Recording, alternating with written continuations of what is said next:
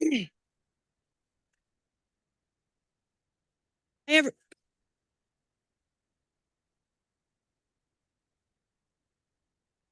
third time is a charm. Hello, everyone.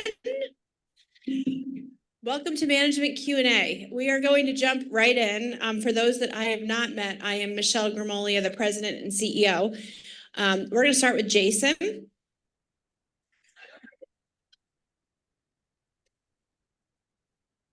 Jason, can you please introduce Terrell and then go through your merry way? I will do questions. All right, welcome. I'm Jason, Irish.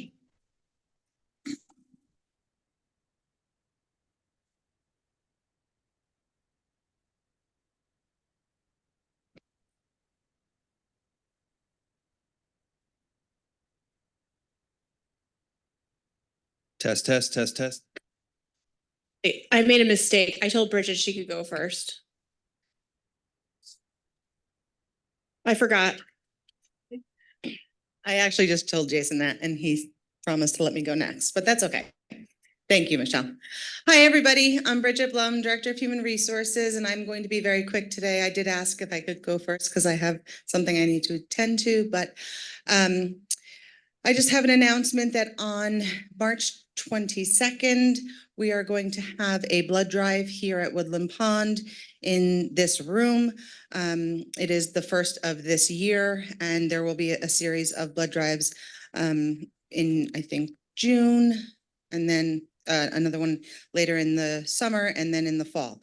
So what's unique about the one in March is that unfortunately I am not going to be here, which will make Ashley very happy and probably Michelle, because we always have a race to see whose blood comes out the fastest. And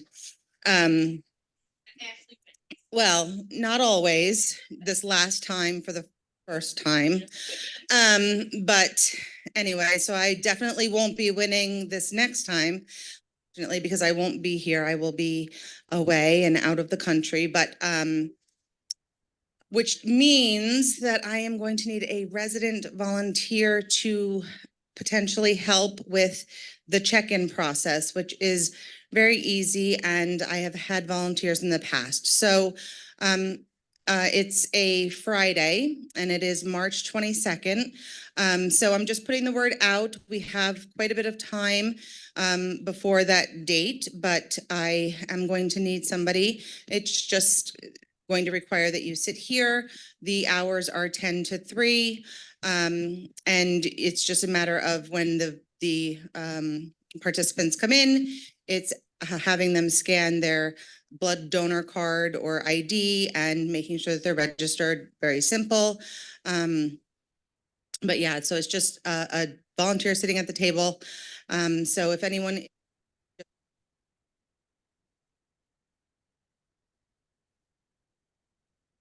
or a couple of people, if you want to do it in shifts, because it is, quite a long time. So yeah, one person probably is not smart. But if there's a couple of people, we can set up some times or whatever the case may be. So yeah, my office is in the main hall there next to the business office. That's my comment for today. Does anyone have any questions or anything for me? Michelle? I do. Can residents donate blood? Residents can donate blood. There is an age limit, and I think it's 78. Without a doctor's note, right? And it sometimes requires a doctor's note. Never asked for the doctor's note, I don't think. All right, we'll get you the details. But we yeah, everyone details, to donate. And it always is subject to change. And I know that there's probably a really well-informed resident donor out there somewhere who can fill me in on what the latest and greatest is, but I will certainly research it between now and then so that I have the information. But we have a couple of residents who've donated, and we are also open to the community at large, and staff and employee volunteers and donors as well. So they give us a good number of time slots, and we usually fill up and have a wait list. So we are definitely hoping to maintain our record with them. Okay. So any other questions from anyone besides Michelle? Michelle? Are there any days of the week that we do walk-in interviews at Woodland Pond? There sure are, Michelle, on Wednesdays from 9 to 12. And there are signs in a couple of places throughout town, one right across from our entrance, if it hasn't been knocked over by the plow in the latest storm. I saw it was pretty grubby looking with some sand and salt the other day. And then there's also one right by the thruway exit or entrance, depending on which way you're going. But yeah, so there's a sign there, and directors took some home last spring and put them around their neighborhoods. And I do have some in my office for the taking to any of our directors who choose to take them home this year and put them in their neighborhoods, now that the weather's getting nicer and the plows are hopefully not going to be making too many more visits to our neighborhoods. Ina? How many employees currently are we down? Well, that's a tough one, Ina, because, you know, there's full-time, part-time, per diem positions, so it's hard to put a number on the employees, but I would say we probably have about 40 posted. I think we have usually Vacancies? about 30 posted. I think right now we might have 4 or 5 full-time CNAs, a couple cooks, full-time. Yes, I just, we hired one, so I had 3 positions open, and we just hired the coach. Maybe 6 to 9 full-time, and then the balance would be part-time and per diem. I filled There's 11 certain- positions in this last 8 days. Yeah, there's certain positions that we consider to be what are called evergreen, and we're always hiring for them. So basically, this way we always have per diem pools of certain staff members that work, you know, part-time hours. But, you know, full-time, it sounds like we have somewhere around 7 to 9 right now keep in mind, we have 285 employees. So that's the order of magnitude. All right, any other questions for Bridget? Thanks. Okay, Jason? Thank you. Jason Irish, Director of Concierge and Communication Services. The first thing I'll obviously do, since Michelle already said it, is I will introduce Terrell Fairley. Most of you have probably seen him. He's been here for about a month. He's not directly Ryan's replacement. As most of you knew Ryan, you've probably seen Terrell as well. Terrell is our Chief Information Security Officer. He's our resident technology assistant. He's a combination of things. One thing before I give him the mic, I want to just give him a little bit of praise. Again, he's been here a month. He's jumped right in. This past weekend, most of you wouldn't know this, but we had a company-wide computer outage, intermittent, and Terrell came in both Saturday and Sunday and helped us get back online. So thank you, Terrell. And yeah, he's been a great addition to the team. So I'm going to give the mic over to Terrell so he could say hello. Good afternoon, everybody. Terrell Fairley, if we haven't met. I have had the opportunity to meet a lot of the residents already, and we've developed some really good relationships. So just look.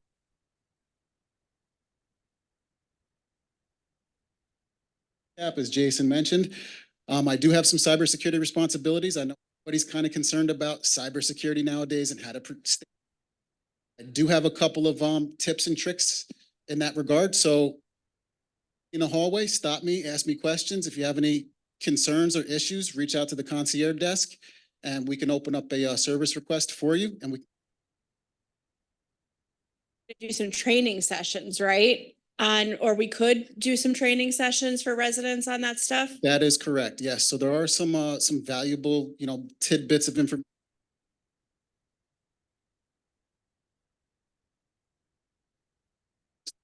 Are, ways that the bad guys choose to try to trick you into giving up your personal information, right? And that's how we become compromised. So, yeah, we will be offering some training classes on, how to get us up to speed and, what things to look out for, things of that nature. So definitely be on the lookout for that as well. Great. Questions or comments for Terrell? All right, he's doing a great job. You'll be lucky to get to know him. Thanks, Terrell. You're very welcome. Mr. Irish? Okay. All right, first thing, I'm not going to talk too long. I'm only going to talk about a couple things. The first thing I'll say, most of you know this, we still have tax letters at the desk. If you haven't picked your tax letter up, stop at the desk, pick it up. You need that for your taxes. The next thing I'm going to talk about, this is something I just picked up on today.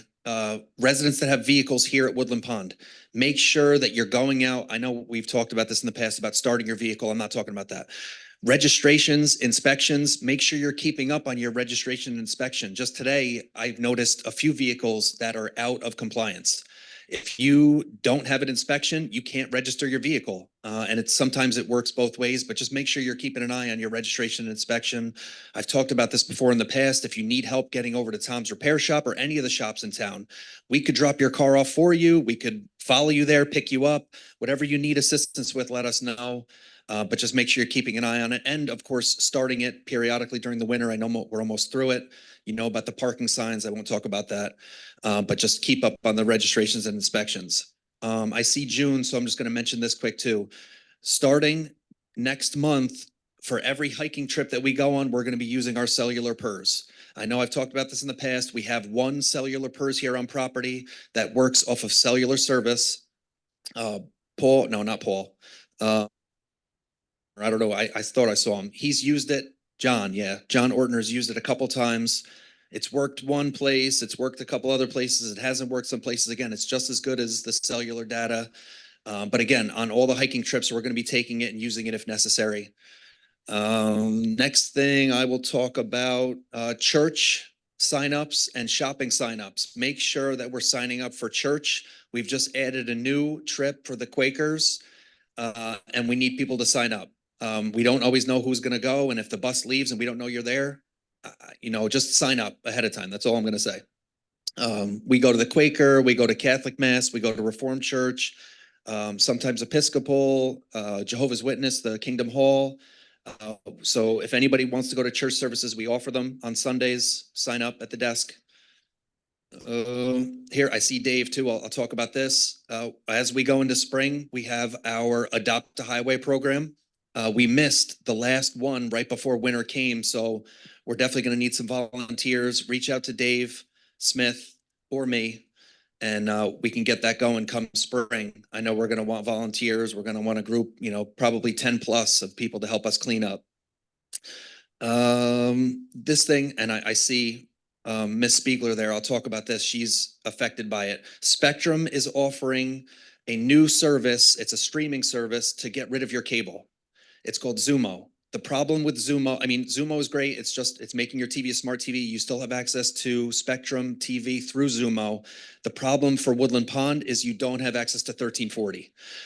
It's an internet-based, service, kind of like Apple TV or Amazon Fire Stick, but you do not get access to our CCTV channel through 1340 because that's local. So if anyone's interested, if Spectrum, reaches out through email, or if you're wanting to change your service and get rid of cable, if you go Zumo, just know that you're going to lose 1340 too. Questions? The question was, what's the price for Zumo? So Zumo, the way it works, for those of you that don't know, Woodland Pond gets billed by Spectrum for cable and internet. Telephone is separate. For cable, Woodland Pond, I think bills the resident $45 per month, and then internet is the same, another $45. The charge for Zumo is free through Spectrum, so you won't get charged the $45 by Woodland Pond. And Spectrum doesn't charge you anything for, I believe, the Zumo. There might be a charge to buy it off the start, but I don't think there's a reoccurring charge. Right? Is that right? Yeah, I don't think there's a charge, but again, that's up to you whether or not you want to. I don't know how much access you watch on 1340. It's up to you. And when you got it, I know. Questions about anything I've talked about so far? I have a question. Michelle. Residents sell their cars sometimes, right? I would assume so, yeah.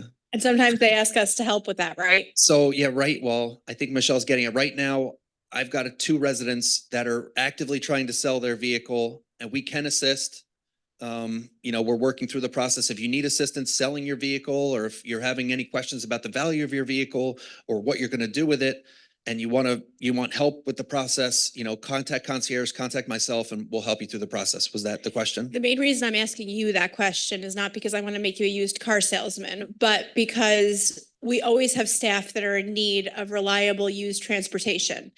And depending on what kind of a vehicle you're selling, if it's a reasonable cost for a staff member, I'd love to hook up a staff member in need with your well-maintained, typically low mileage cars.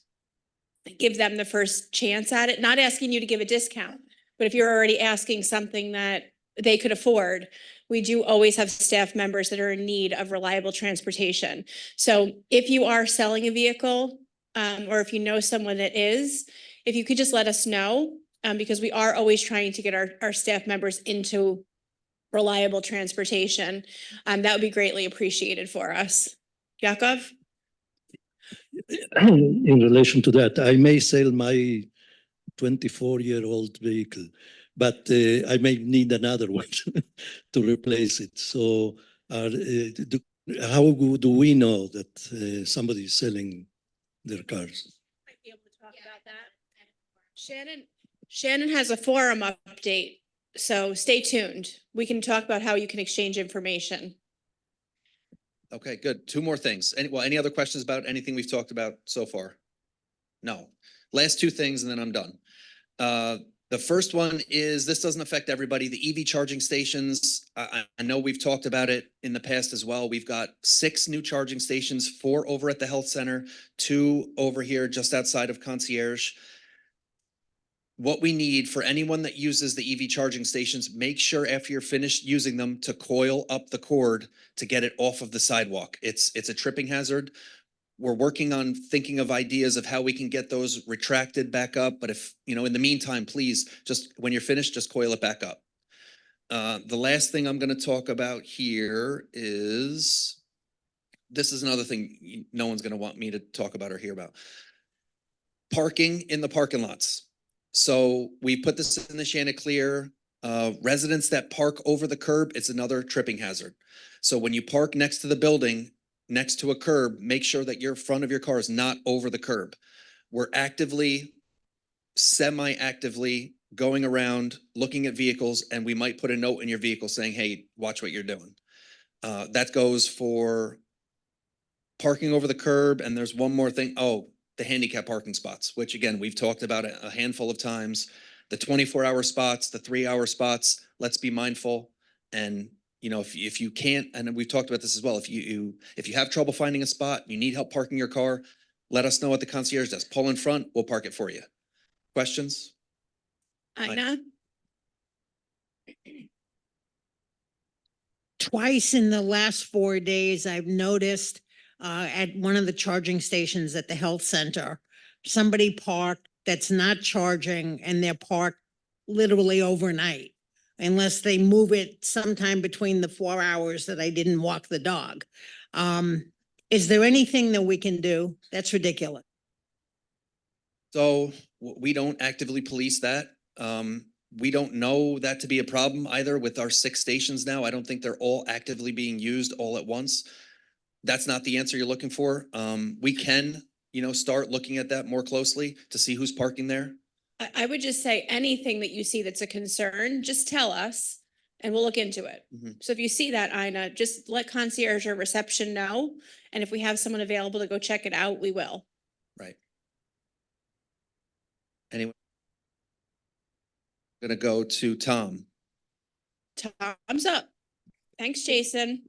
Welcome. Hi, I'm Tom Tango, Director of Plan Operations.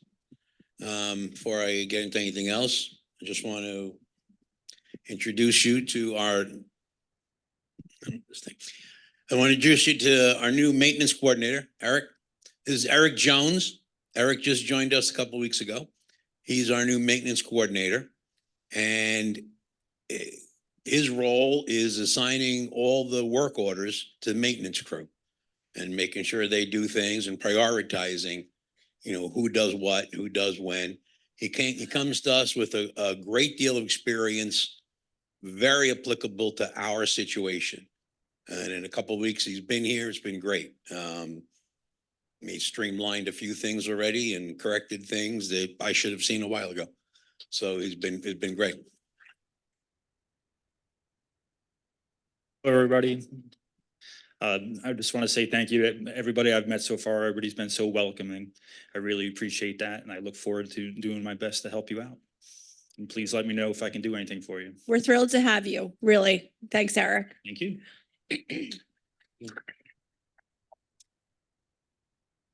Any questions? I know no one ever really does, and it's pretty quiet. And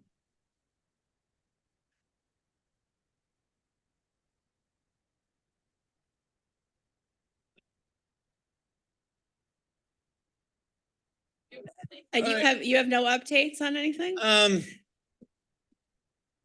Not really? not really, no. Like, I have a lot of updates, but I don't want to say anything because the little aspects of them might change soon. So I don't really have anything That's fine. to say, other than just continued excellence. Okay, continued excellence by Tom and his department. Right. And does Rob have any updates today? Oh, Wait, is Rob here? Rob's not, just so you know, Rob's not even here. I make sure I'm here to, better serve you. Rob just takes off. Right, not sick. Right, probably not. He took a Uh, vacation day, Amy. which is allowed. Well, you can use this time.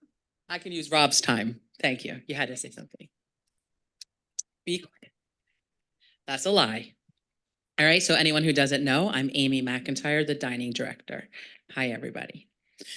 Okay, so I'm gonna start by saying that, believe it or not, it's this time again for menu changes. So I need ideas. Jared, last for fall and winter menus, we came to you. We asked for suggestions. I'm gonna bring it up in dining committee next week or next 2 weeks. But any emails, you can put it in the happy or not machine. You can tell Tanya. I need ideas for spring and summer menus, okay? Because the idea is that we want to give you the food that you want to see. Obviously, I could make the menu with Jared and my team, but that's not, it really worked out, you guys helping us with the fall and winter menus.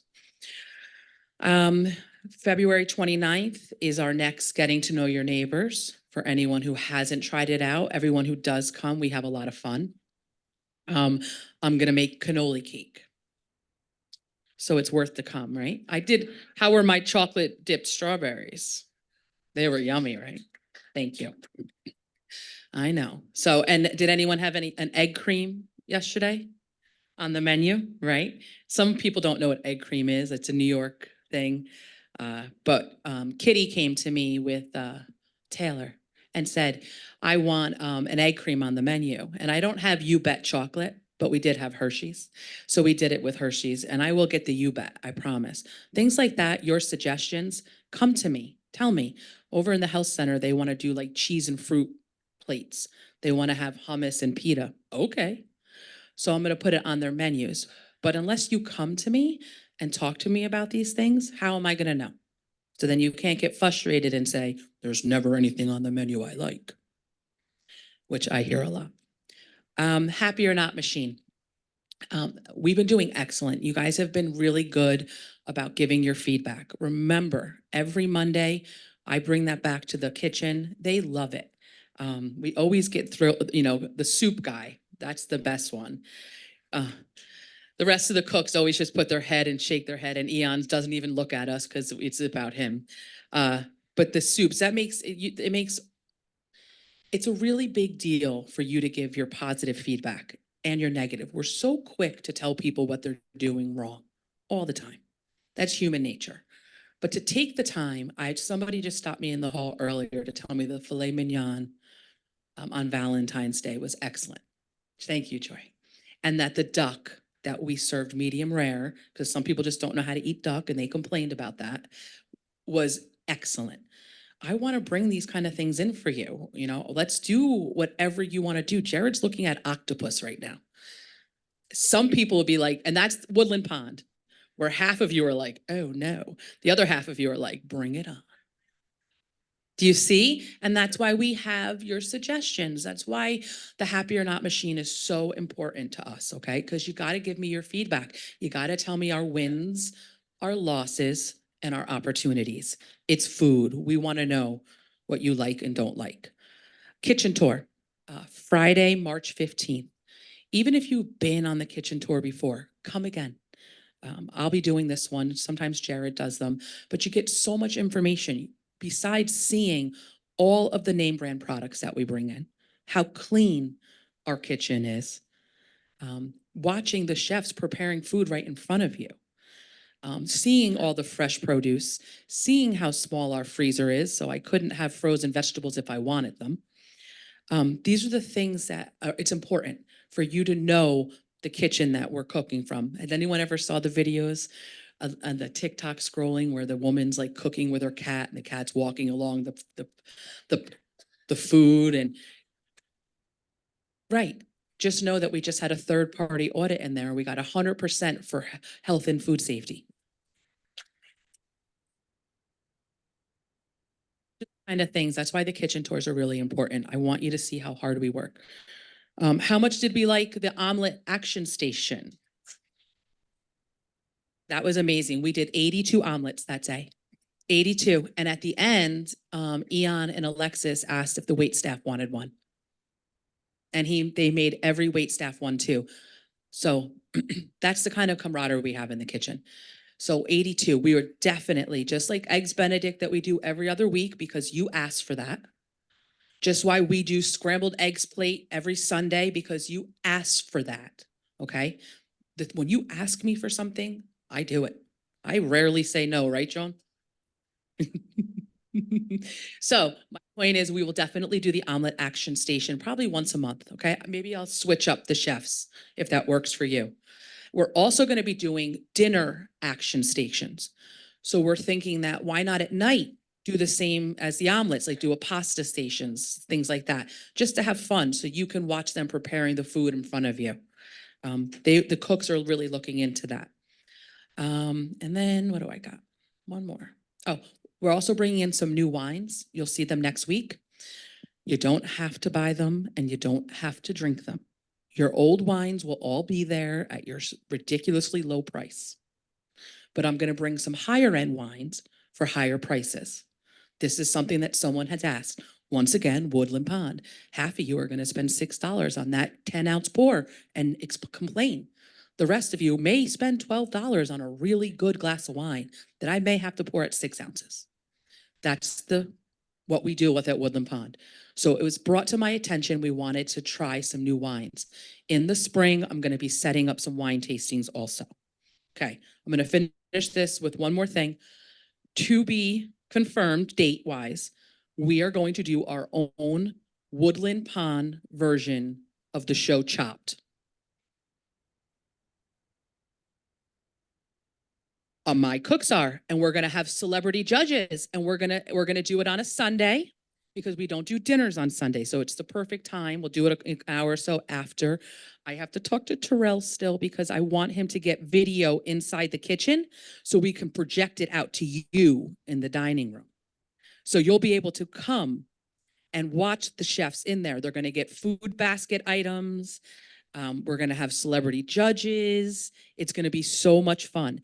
And then whatever item, wins, we'll give them some kind of monetary compensation, but we'll also feature that item on our menu. So not to complicate things, but that is actually a camera that's designed specifically for that, which projects onto the screen. So I don't know if we have like cook stations. We could do it in here, we but could that maybe. camera is an overhead camera to catch So maybe action. we could do that where we could get some more of those burners and set it up in here, get them everything they need. We can talk about it though. Okay, but yeah, We can just talk keep that in mind. Right. We can talk about it. So my chefs are super excited about this and we're going to do a lot of advertising, flyers. I want every single one of you there because it's going to be so much fun. All right. And then we can do them. The idea is any ideas to include food and get you out there and be more social, like the mixer this Sunday, are awesome. Get out there, meet your new neighbors. That's the idea. All right. Any questions for Amy or myself? I have a question. Of course she does. She's on fire today. Like 5 years ago, we did a dining survey and we asked residents the things that they wanted to have. And one of the things that came back was scrapple. Okay. I didn't know Spam? what it was, Okay. but apparently it's some kind of spam. Okay. So how many would like spam on the menu? Scrapple? No, I think all the Scrapple people have. Spam. It's not spam. It's a Pennsylvania Dutch dish. Oh, it's a Pennsylvania Dutch dish. And look, a Scrapple effort. I'm Expert not has saying- arrived. I just know what it is. Well, what is it? Tell It- tell it's us a- about it. Usually lard. It's the most unhealthy food there is and it's disgusting, but I know somebody here who really loves it. So.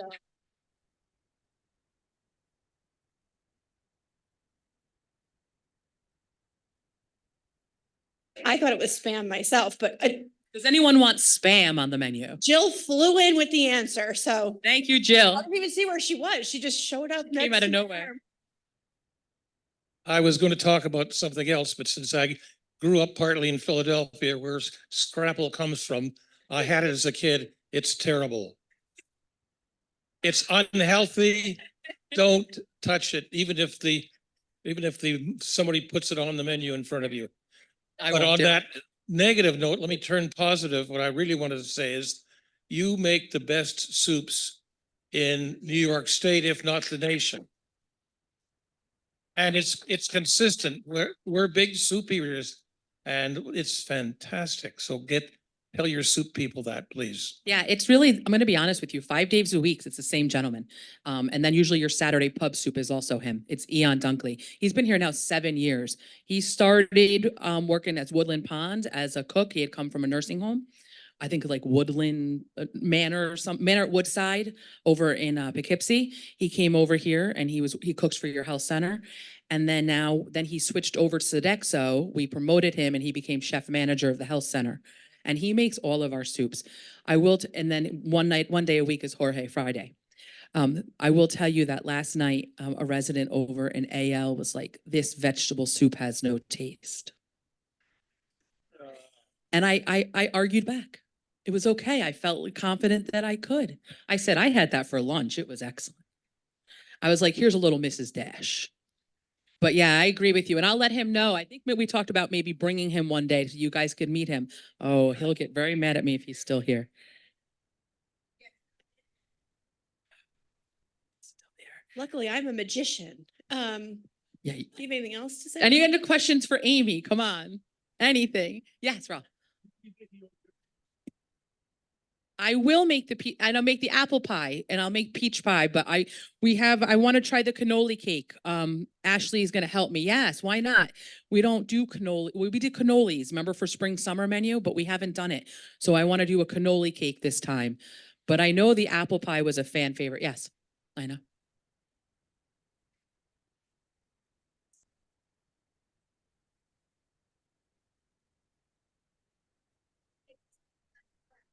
Oh, motto. All right, I'm ready for the challenge. I made baked apples. Anyone have one of those baked apples? They were really good. I know, I'm trying. You guys know why I bake, right? Because you stress me out. No. Okay, well, on that note, oh, yes. I'm wondering if more things could be being dairy-free. I often have to ask. Okay, so you mean on the actual menus that you would like more dairy-free items, or at least to know to differentiate the dairy-free? Absolutely. I'll talk to, yeah, so we've been, all of those, what are the words? I mean, what are they called? Icons, whatever they are, descriptions. That's all pretty new.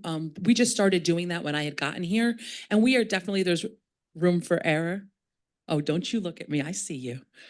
The gluten-free is one that we're working on. Sometimes like last night, something was put as gluten-free and it wasn't, but I'll definitely put more dairy-free items. If you want to see that, you bet I will. Any other questions for me before I walk away?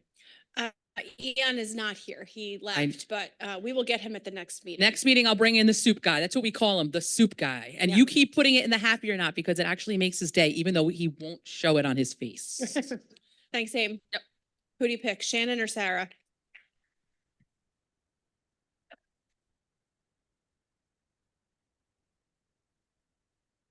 Hi, everyone. I'm Shannon Scatoro, the Director of Marketing. As I'm sure you're aware, we are still full. We've had plenty of new people join us already this year and quite a few lined up in the next coming few weeks, just waiting on apartment renovations. We do have 63 units currently on our waiting list, and that's not people, that's mixtures of singles and couples. However, not all 63 of those units are looking for next available. So if you do know people that want to come to Woodland Pond, tell them to contact us, because depending on what they're interested in, we could certainly have something. It's not going to take 10 years, to reach them on our list. So just wanted to make sure you're all aware of that. Another thing, our resident forum that I'm not sure if you all know that we have, we do have on our resident portal on the website, and it is a way where you can post any topic of your choice. You can sell your car, you can look for a car, you can, post any question that you want. And it's for all of our residents. We did have this up and running a few years ago. It kind of got tossed along to the side when we revamped our new website. We introduced a new user-friendly version this past fall, which no longer required the detailed registration process, which kind of was a big obstacle for quite a few of you, and it was a big reason as why it wasn't getting a lot of use. So the new version was up and running since this fall. And since it launched, we had a lot more feedback and tips on how to improve it. One big one was to receive notifications.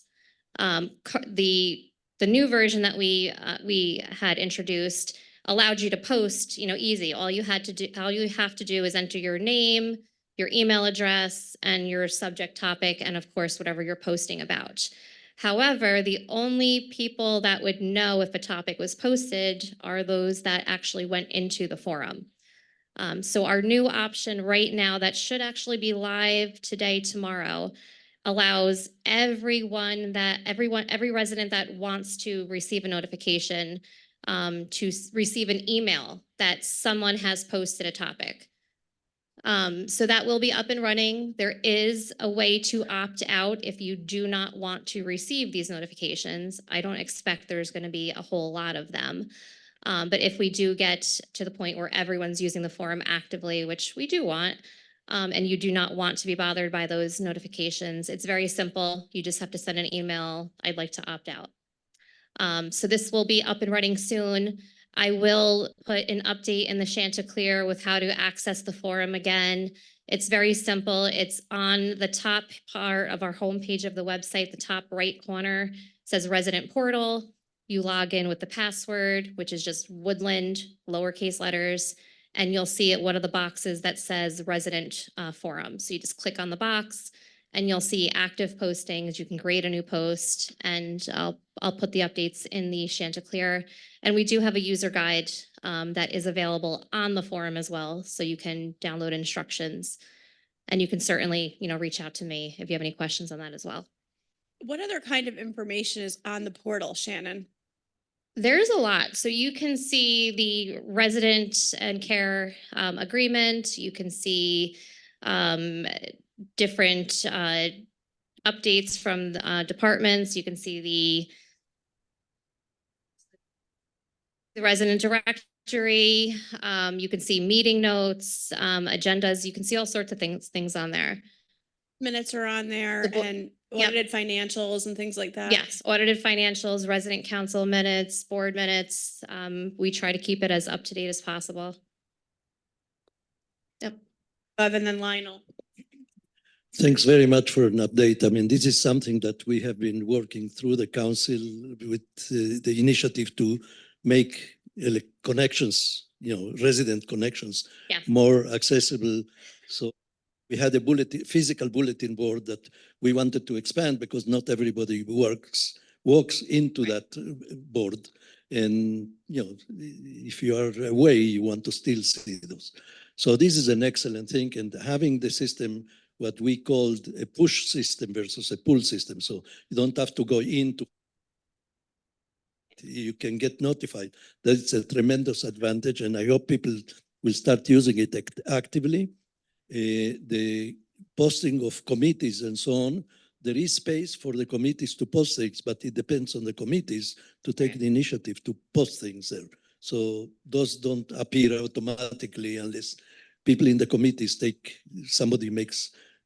make somebody in charge of making sure that it's up to date and so on. So this is an excellent piece of news. Right, thank you.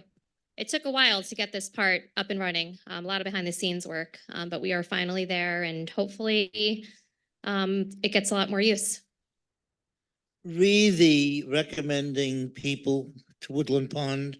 Is the bounty system still in effect? Yes, it is. They have to move in though. Okay. And I've been using the dining portal to make reservations, Okay. and it seems to work very well. But if you want to go in and change something, once you have a reservation, very tricky. Sometimes I can do it, sometimes I can't, after the reservation is made. That's not so much a Shannon. Yeah. So yeah, Shannon doesn't really handle that. Amy and I will look into that for you. Okay, let us get back to you on that. Okay, Ashley handles all the visual touch stuff. Let us get back to you. okay. Any more questions for me? All Thanks, right, Shannon. thank Great you. job. Thank you, Shannon.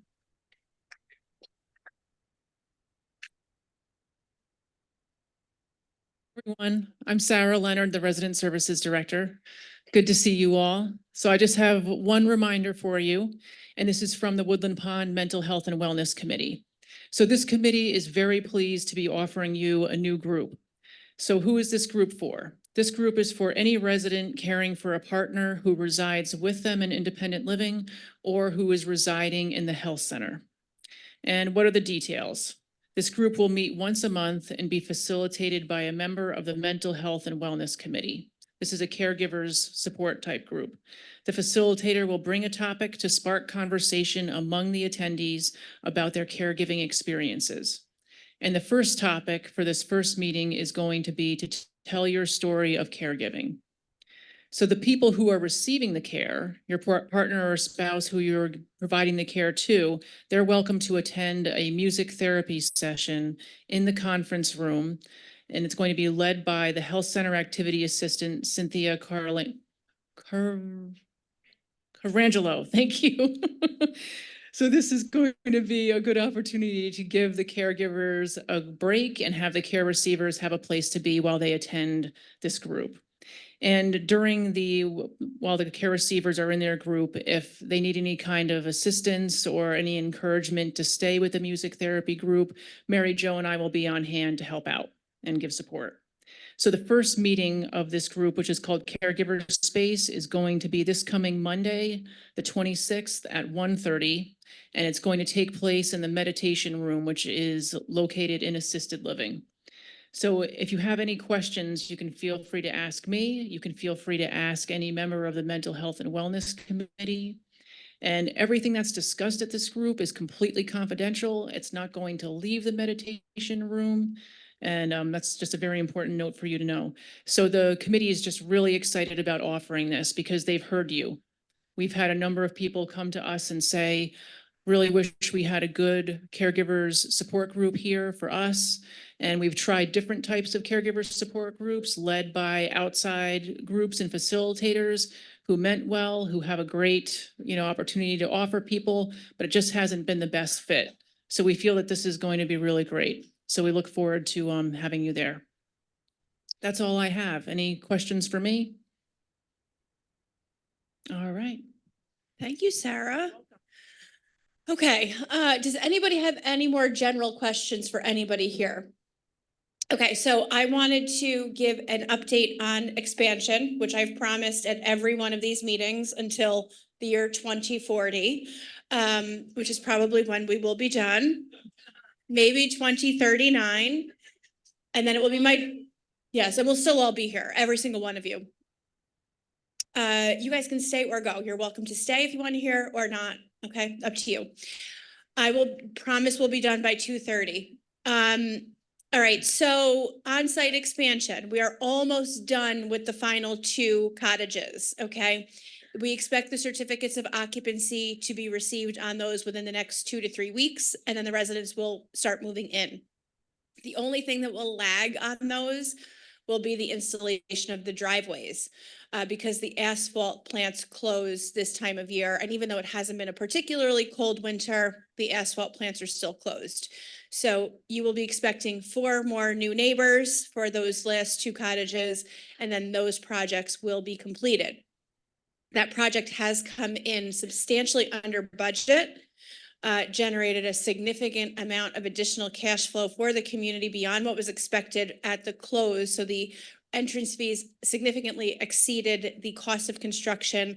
We did not utilize construction loans or our line of credit for that project, which means we saved the budgeted $200,000 on interest for the project. So we're very, very pleased to have been able to report that continuously to the Finance Committee. And I think that that's a testament to our team planning well and doing well on that. Things took longer than expected because the planning board was challenging and some other things, but under budget is always a great thing. And we've been very happy to welcome all the new neighbors. Okay, so for offsite expansion, which is the master planning project, which encompasses the due diligence that we're doing on a possible independent living unit expansion on adjacent property and the refurbishment of this campus. So again, we refer to that as master planning. So as far as where we are since the last meeting on master planning, just a reminder, the board had authorized us to enter into a 2-year option agreement with the landowner to do due diligence on the land that we have not yet purchased to make sure that the land that we're looking at is going to be the right fit for the project. That due diligence is continuing, okay? It was an up to 2-year option, meaning they have agreed not to sell it to another party during that time. And they're allowing us full access to the property to do soil testing, to do a review of the wetlands, to have our consultants come in and determine with the zoning variances and so forth that are in place, how much could we actually construct on that property. So we're doing all of our due diligence during this time to make sure the project is feasible without actually purchasing that land yet. So we are paying them a rental fee each month. It's nominal, but that is allowing us to make sure they're not going to sell it out from under us. And we can also then get the assurances that we need to make sure that the project makes sense. Where we are currently with that due diligence is we are waiting for an updated survey of the borders of the property. Because what we had done last time was we were waiting for the title search to come back. You may remember that. The title search came back okay.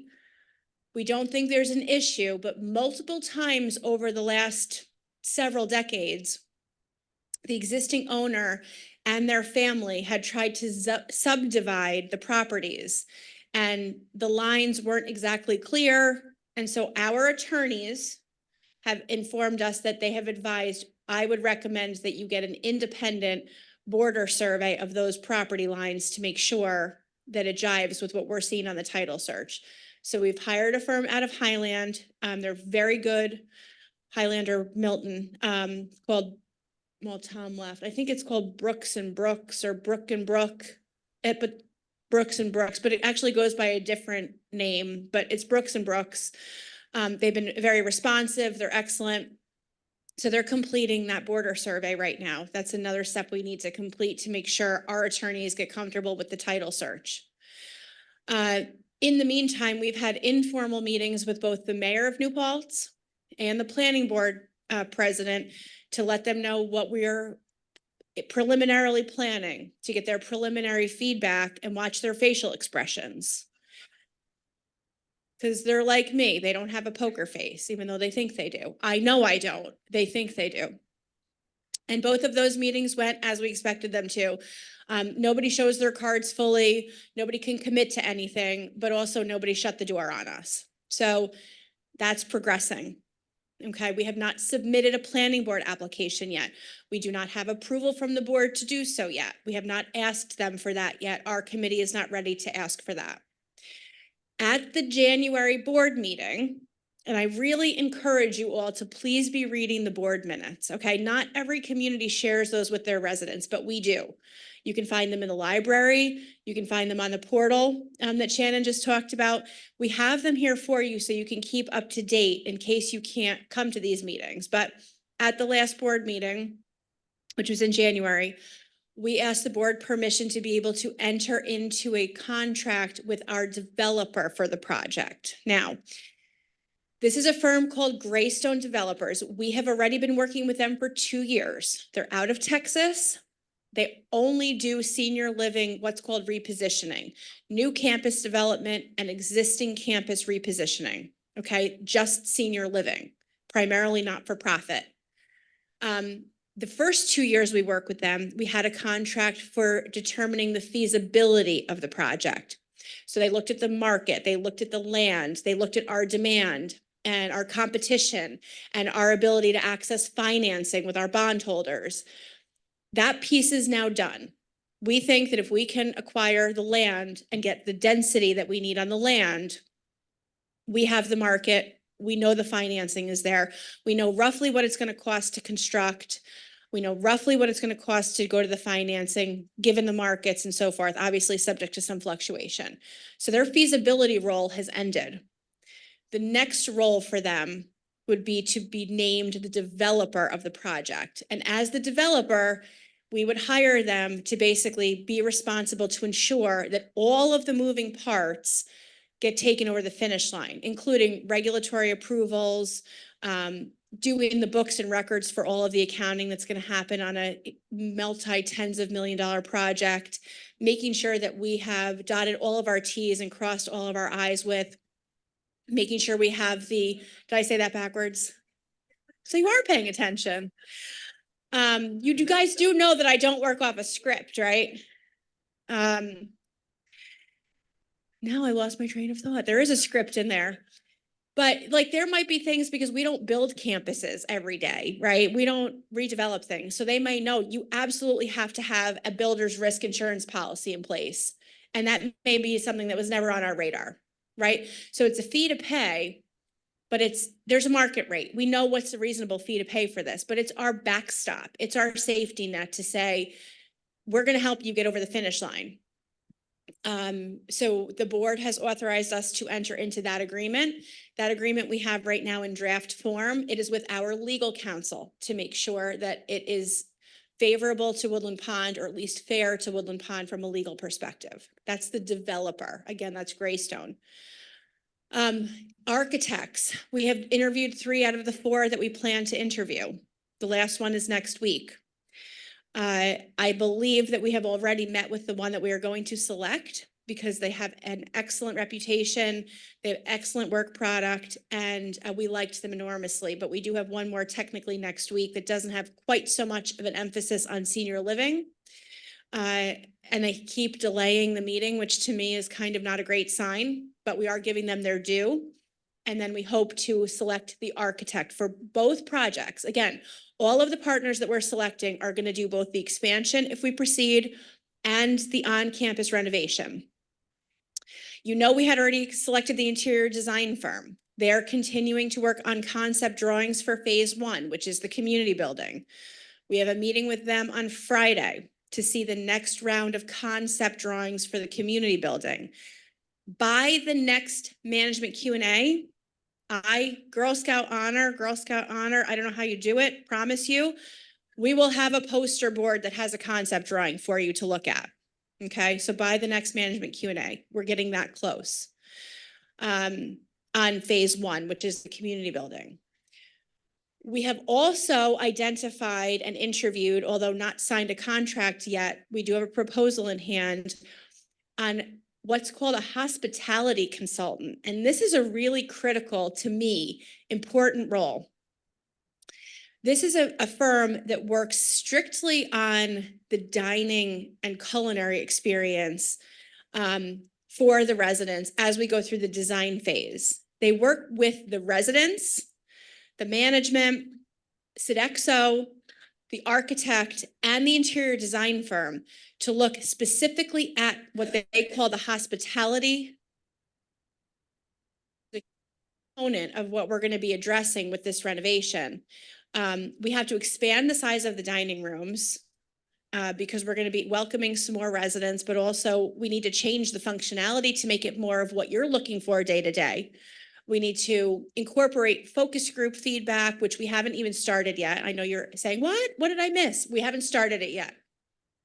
But they focus in specifically on the hospitality experience, and this firm just does senior living, and they're excellent. So they work with people in our demographic, clients like this, again, primarily not-for-profit organizations, primarily on the East Coast. I've seen the work product, very well presented, excellent partner. I'm very excited about that. Again, we haven't signed the contract yet. We want to make sure we select the architect first so they can have a say and make sure they're comfortable working with this particular hospitality group. But I see no reason that that's not going to happen. What else?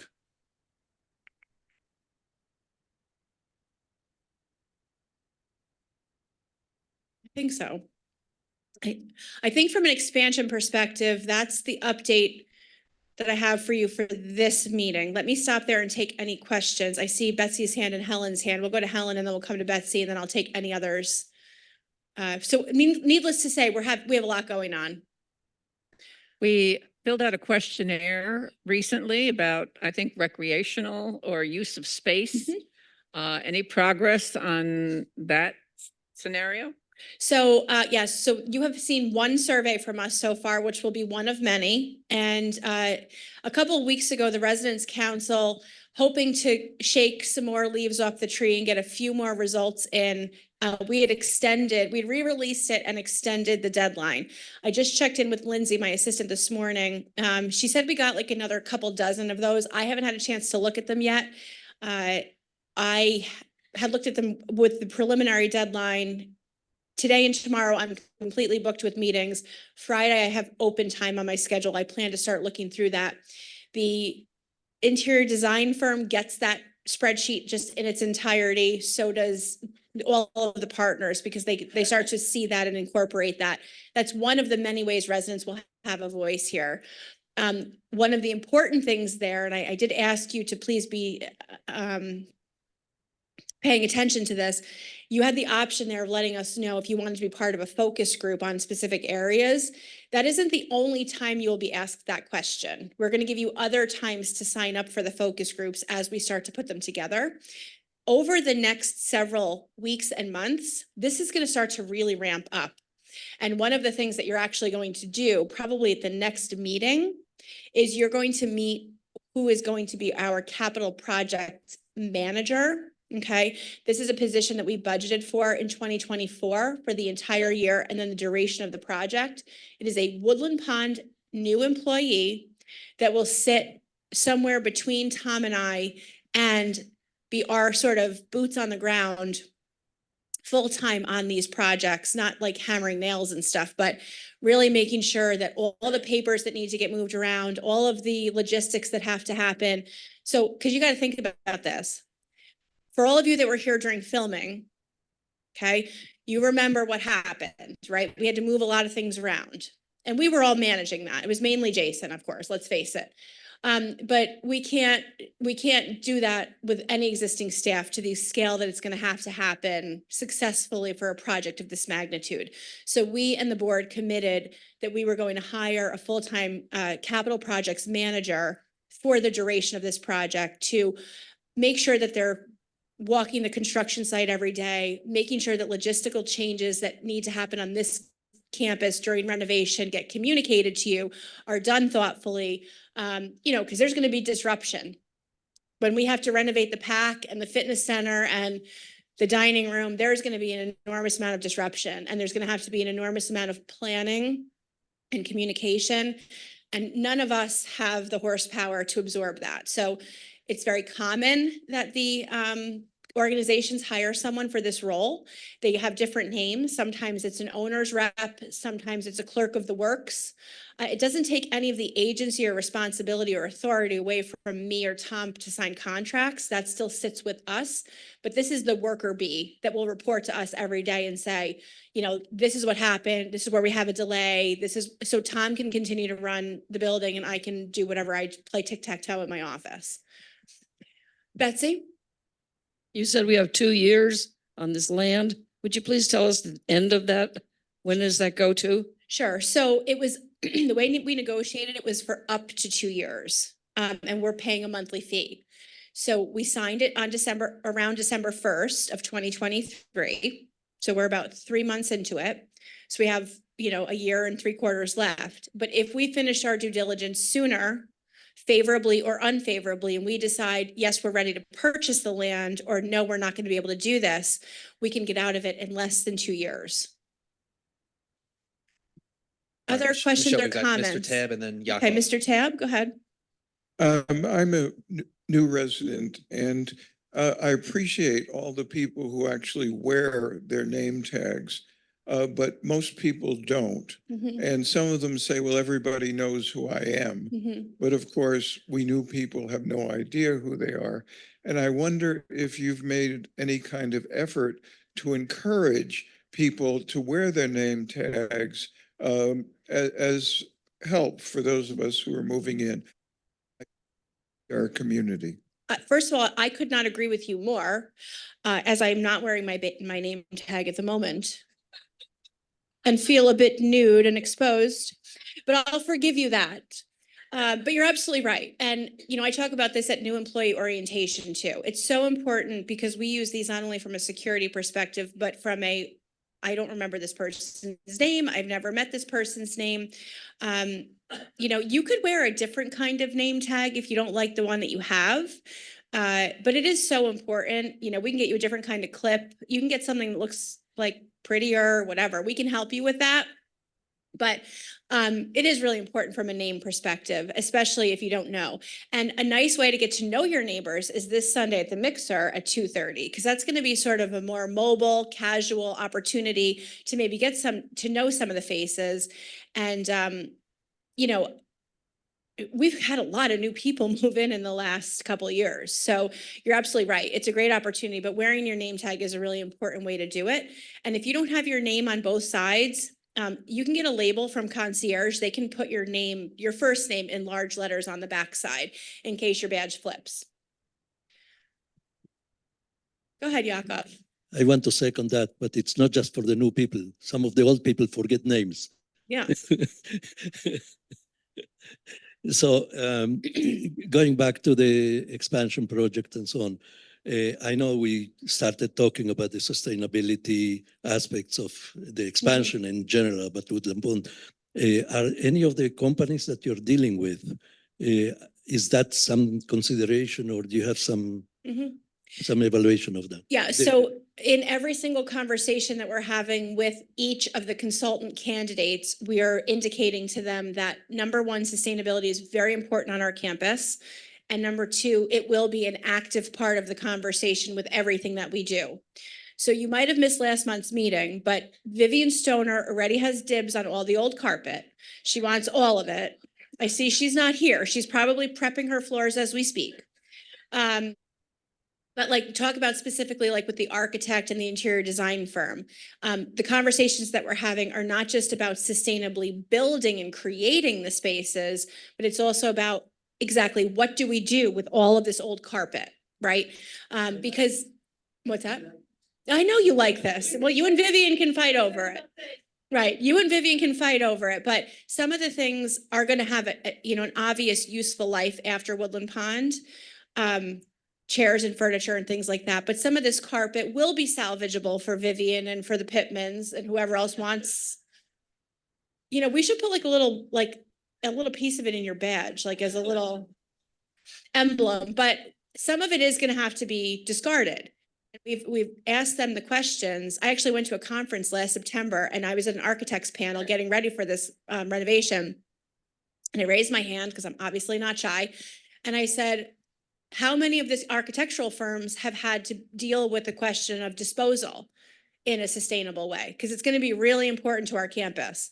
These are architectural firms that just do architecture for senior living communities across the entire country. The conference was in Orlando. It was a senior living conference. Not one of the architects on the panel had ever been asked that question. And I said, well, I can tell you at our campus, it's going to come up. Maybe there's nothing we can do about it for some of this stuff, but the question is going to come up. So we're absolutely talking about it.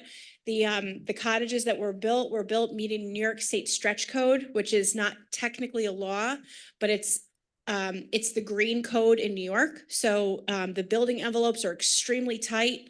They're very energy efficient. They don't have fossil fuels. And there's a whole number of other components that make those, meet New York State stretch code. It's going to be a huge part of the conversation in procurement and cleanability and, supply selection and things like that. So I think sustainability was one of the options of a task force that you might be interested in or a focus group. So we'll continue to focus on that.